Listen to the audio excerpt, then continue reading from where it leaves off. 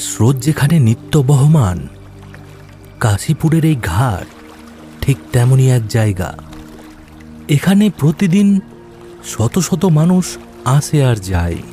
মাঝিরা যাত্রী পায়, পয়সা রোজগার করে, সন্ধ্যায় ছেলে মেয়ের জন্য চাল ডাল কিনে ঘরে ফেরে।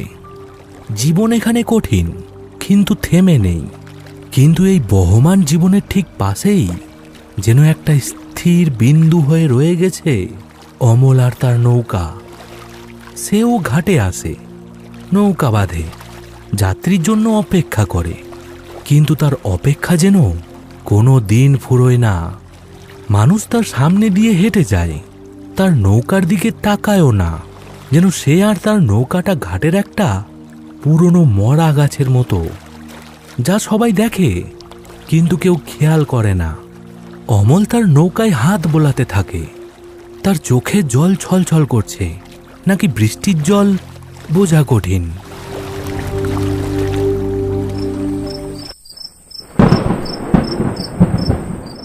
এমনই একদিন আমাবস্যা রাতে আকাশে মেঘ তখন চারিদিক ঘিরে ধরে আছে, কখনো কখনো বিদ্যুৎ পড়ছে। এমন সময় ঘাটের পাড়ে অমল তার নৌকার উপর বসে আছে। আর কত ভিজবি? ঠান্ডা লাগে না তোর? আমার তো লাগে, বুকের ভেতরটা পর্যন্ত ঠান্ডা হয়ে আসে। ঘুমিয়ে পড়, আজ রাতটা বড় খারাপ। আমাবস্যার রাত, নদীর মন মেজাজ ভালো থাকে না। ঘুমিয়ে পড়। এমন সময় অন্ধকারের মধ্যে থেকে একটা গলার আওয়াজ ভেসে আসে। গলার স্বর শান্ত কিন্তু ভারী। ও মাঝি, শুনছেন? অমল চমকে ওঠে। সেই ঘাটে এত রাতে মানুষের গলা শোনার কথা ভাবতেও পারে না। সে ঘাড় ঘুরিয়ে তাকায়। অন্ধকারের কারণে ঠিক মতো দেখাও যায় না। একটা ছায়ামূর্তি দাঁড়িয়ে আছে বলে মনে হয়।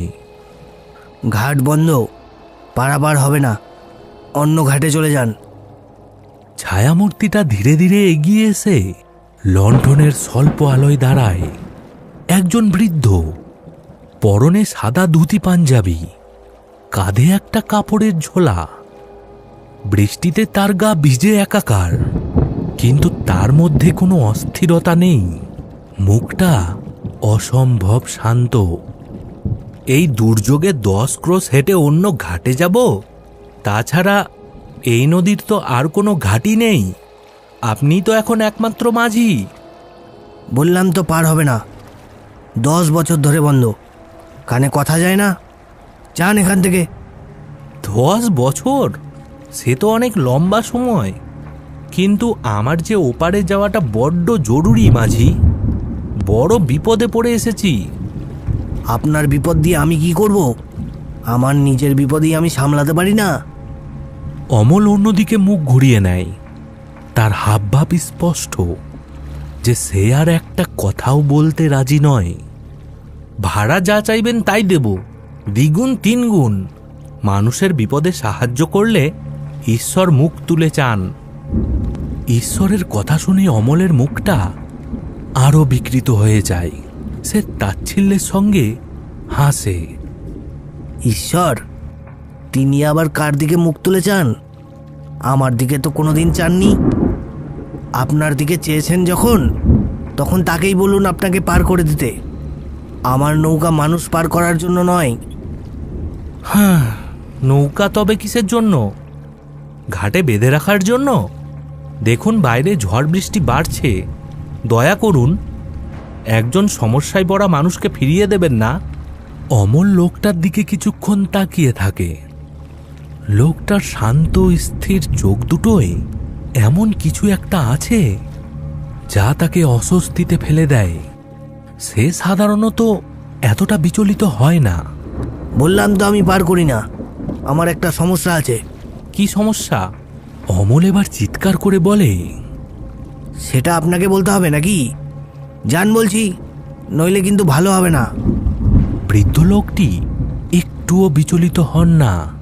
তিনি তার ঝোলা থেকে একটা ছোট পুটুলি বের করে বলেন, আমার কাছে কিছু নারকেলের নাড়ু আছে, আমার স্ত্রী বানিয়ে দিয়েছিল। বড্ড ভালো বানায়। একটা খেয়ে দেখবেন, মাথাটা ঠান্ডা হবে। অমল অবাক হয়ে যায়। সে ভাবে এই লোকটি কি পাগল? সে এত অপমান করছে আর লোকটা তাকে নাড়ু দিচ্ছে। সে কিছু বলতে গিয়েও থেমে যায়। লোকটার সরলতার কাছে তার রাগটা কেমন যেন জল হয়ে যায়। আমার এসব ভালো লাগে না। না খেয়েই বলে দিলেন? কি নেবেন না? কিন্তু আমাকে তো ওপারে যেতেই হবে। আপনি ছাড়া যে গতি নেই। কথা দিচ্ছি, আপনাকে বিরক্ত করব না, চুপচাপ বসে থাকব। অমল অনেকক্ষণ চুপ করে থাকে। তার ভেতরে একটা দ্বন্দ্ব চলতে থাকে। কেন যেন তার মনে হতে থাকে এই লোককে ফিরিয়ে দেওয়াটা ঠিক হবে না। একটা অজানা ভয় বা কৌতূহল তাকে ঘিরে ধরে। উঠুন, কিন্তু কোনো কথা বলবেন না। একদম চুপ করে বসে থাকবেন, আর যা ভাড়া চাইবো তাই দিতে হবে। লোকটির মুখে একটা হাসি ফুটে ওঠে, যেন তিনি জানতেন অমল রাজি হবে। নিশ্চয়ই নিশ্চয়ই। লোকটি সাবধানে নৌকায় উঠে বসেন। অমল নৌকার দড়ি খোলে, তারপরে বৈঠা হাতে তুলে নেয়। 10 বছর পর তার নৌকা আবার যাত্রী নিয়ে মাঝ নদীতে ভাসতে শুরু করে।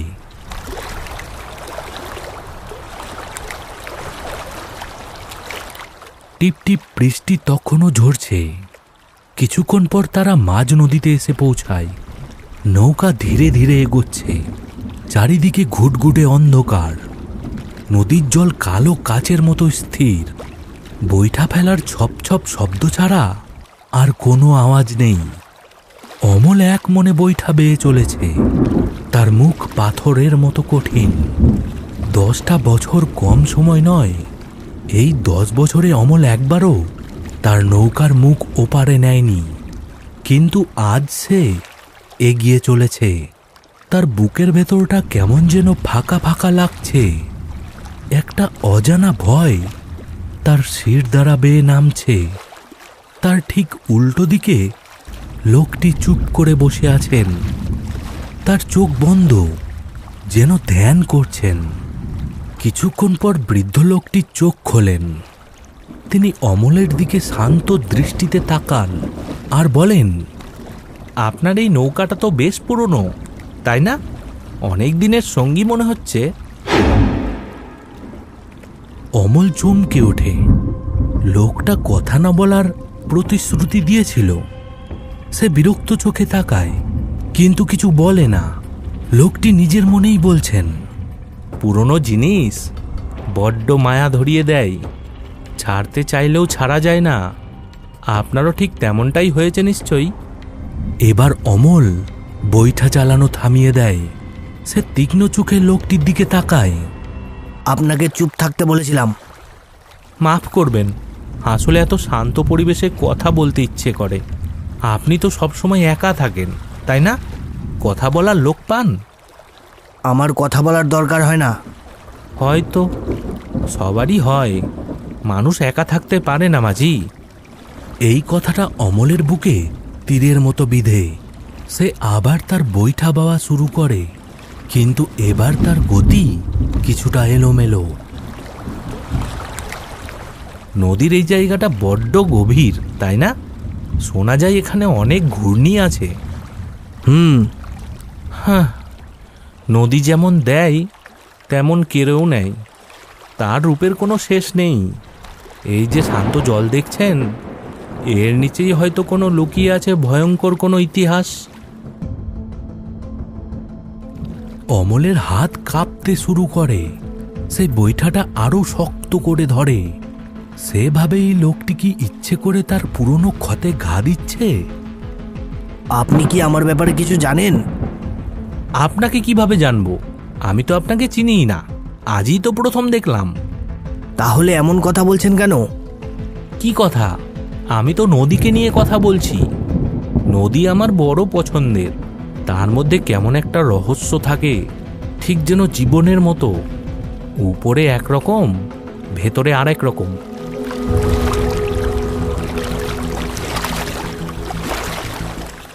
অমল আর কোনো উত্তর দেয় না, কিন্তু তার মনের ভেতরে ঝড় বইতে শুরু করেছে। 10 বছর ধরে যে স্মৃতিগুলোকে সে বুকের ভেতরে কবর দিয়ে রেখেছিল সেগুলো যেন আজ মাটি ফুঁড়ে বাইরে বেরিয়ে আসতে চাইছে। হঠাৎ করে নৌকাটা জোরে ঝাঁকুনি খায়, যেন জলের নিচে কিছু একটার সাথে ধাক্কা খেয়েছে। অমল প্রায় পড়েই যাচ্ছিল। কি হলো? সে ঝুঁকে জলের দিকে তাকায়, কিন্তু আমাবস্যার অন্ধকারে কিছুই দেখা যায় না, শুধু কালো জল। কিছু না, হয়তো কোনো গাছের গুড়ি ভেসে যাচ্ছিল। আপনি এত ভয় পেলেন কেন? আপনি তো এই নদীর সব কিছু চেনেন। অমলের কপালে বিন্দু বিন্দু ঘাম জমেছে। সে ভয় পায়নি, সে আতঙ্কিত হয়েছে। এই ঝাঁকুনিটা তার কাছে খুব চেনা, ঠিক এমনভাবেই। না, সে আর ভাবতে চায় না। আপনি আপনি ওপারে কোথায় যাবেন? শ্মশানের ঘাটে নামিয়ে দিলেই হবে।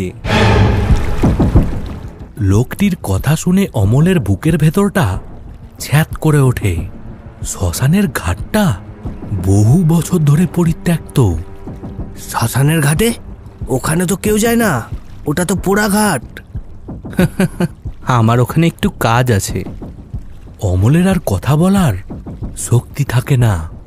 তার মনে হতে থাকে সে কোনো সাধারণ মানুষকে নিয়ে যাচ্ছে না। এই লোকটা স্বাভাবিক নয়। তার প্রতিটি কথা, প্রতিটি চাহনি কেমন যেন অস্বাভাবিক। নৌকাটা যেন আর এগোচ্ছে না, মনে হচ্ছে একই জায়গায় থেমে আছে। কিন্তু বাতাসটা আরো ঠান্ডা, আরো ভারী হয়ে উঠেছে। অমলের শরীর কাঁপছে, তবে সেটা ঠান্ডায় নয়, ভয়ে।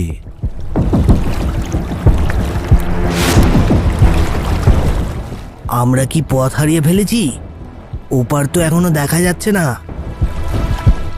পথ আমরা হারাইনি মাঝি, পথই হয়তো আমাদের হারাতে চাইছে না। কখনো কখনো যাত্রাটা গন্তব্যের চেয়েও বড় হয়ে যায়। হেয়ালি করবেন না, আমি কিছু বুঝতে পারছি না। কে আপনি, সত্যি করে বলুন তো। এইবার সেই লোকটি অমলের দিকে সরাসরি তাকান। তার চোখে আর সেই শান্ত ভাবটা নেই। কেমন একটা করুণা আর বিষাদ মেশানো দৃষ্টি। আমি কে সেটা বড় কথা নয়, বড় কথা হলো আপনি কে মাঝি? আপনি কি নিজেকে চেনেন? এর মানে কি? আমি অমল, এই ঘাটের মাঝি। কতদিন ধরে আপনি এই ঘাটের মাঝি? সে অনেক বছর। আমার বাবাও মাঝি ছিলেন, তার কাছ থেকেই শেখা। না, আমি সেই সময়ের কথা বলছি না। আমি জিজ্ঞেস করছি, শেষ কবে আপনি নিজেকে আয়নায় দেখেছেন? শেষ কবে পেট পুড়ে ভাত খেয়েছেন?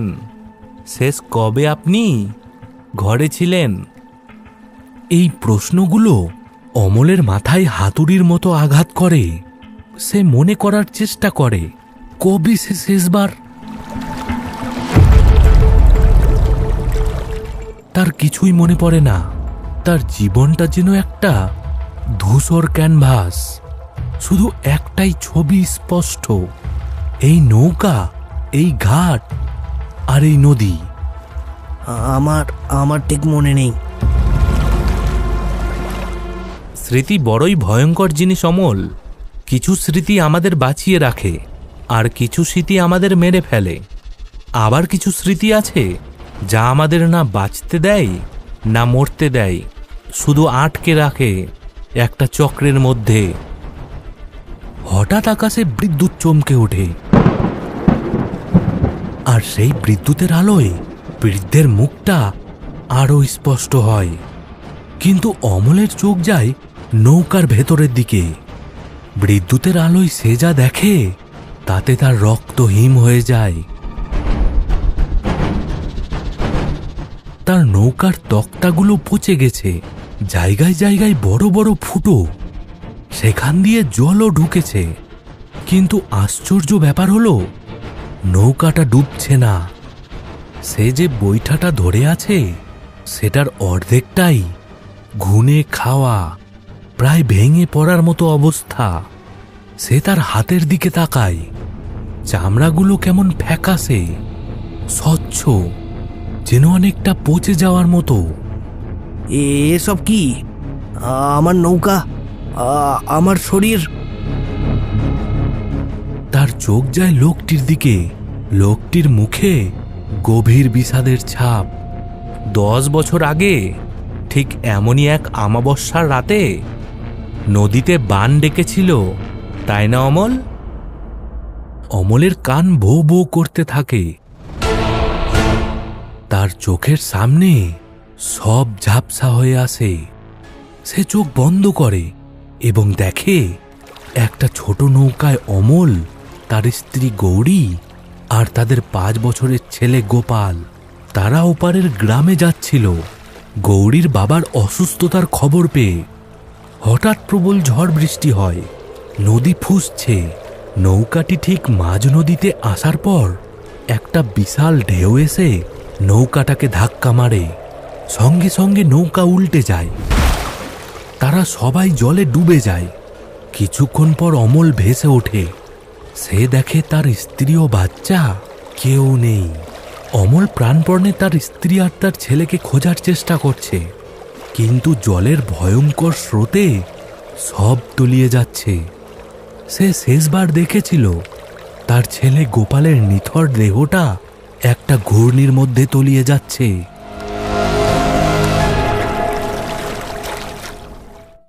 তারপর তার আর কিচ্ছু মনে নেই, শুধু চারিদিক অন্ধকার আর ঠান্ডা জল। অমলের চোখ দিয়ে জল গড়িয়ে পড়ছে, কিন্তু সেটা জল নয়, যেন কাদা গোলা জল। সে হাউমাউ করে কেঁদে ওঠে। আমি আমি তো ওদের বাঁচাতে পারিনি। গৌরী, গোপাল, তারা সবাই মারা গেছে। সে তার নিজের দিকে তাকায়। তার শরীরটা ক্রমশ স্বচ্ছ হয়ে যাচ্ছে। সে আর কঠিন কোনো বস্তু নয়, যেন ধোঁয়া দিয়ে তৈরি। সবাই মরে যায় অমল, কিন্তু সবার আত্মা মুক্তি পায় না। তীব্র শোক, তীব্র কষ্ট আর অপরাধবোধ আত্মাকে এই পৃথিবীতেই বেঁধে রাখে। তুমি তোমার স্ত্রী আর সন্তানকে হারানোর শোকটা মেনে নিতে পারোনি, তাই তোমার আত্মা এই নদীতে, এই মরা নৌকাতে আটকে গেছে। তুমি 10 বছর ধরে একই রাতের পুনরাবৃত্তি করে চলেছ, একা, এই ঘাটে। তাহলে আপনি কে? আপনি কি ঈশ্বর? আমাকে মুক্তি দিতে এসেছেন? লোকটি মৃদু হাসেন। ধীরে ধীরে তার শরীর থেকেও একটা নরম আলো বের হতে শুরু করেছে। আমি কেউ নই অমল, আমি তোমার স্মৃতিরই একটা অংশ। তোমার ভেতরের সেই অংশ যে মুক্তি চায়, যে তোমাকে বোঝাতে চায় যা হয়ে গেছে তা হয়ে গেছে, এবার তোমাকে এগিয়ে যেতে হবে। কোথায়? আমি কোথায় যাব? লোকটি কোনো উত্তর দেন না। তিনি ধীরে ধীরে আলোর সাথে মিশে যেতে থাকেন। তার অবয়ব মিলিয়ে যাওয়ার আগে শেষবারের মতো বলেন, যেখানে তোমার গৌরী আর গোপাল তোমার জন্য অপেক্ষা করছে। লোকটি মিলিয়ে যায়। চারিদিক আবার সেই ঘুটঘুটে অন্ধকার। অমল নৌকার মাঝে একাই বসে থাকে, কিন্তু এবার সে বৈঠা চালাচ্ছে না, সে স্থির হয়ে বসে আছে। হঠাৎ করেই সে একটা বাচ্চার হাসির শব্দ শুনতে পায়। খুব চেনা হাসি, গোপালের হাসি। সে তার পচা ভাঙা নৌকার দিকে তাকায়। মরা নৌকা।